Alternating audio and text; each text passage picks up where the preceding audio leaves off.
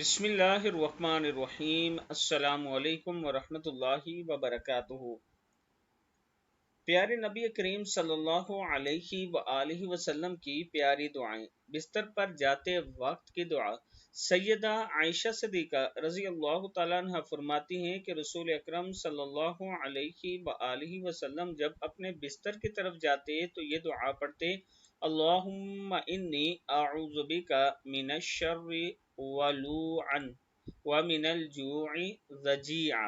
اللہم انی اعوذ بک من الشر ولوعا ومن الجوع ضجیعا۔ اے اللہ، میں تیری پناہ میں آتا ہوں آزادی دینے والی برائی سے اور بھوک سے جو میرے ساتھ ہی سوتے وقت تک رہے۔ صدق اللہ العظیم۔ دعا پھر سن لیں: اللہم انی اعوذ بک من الشر ولوعا ومن الجوع ضجیعا۔ صدق اللہ العظیم۔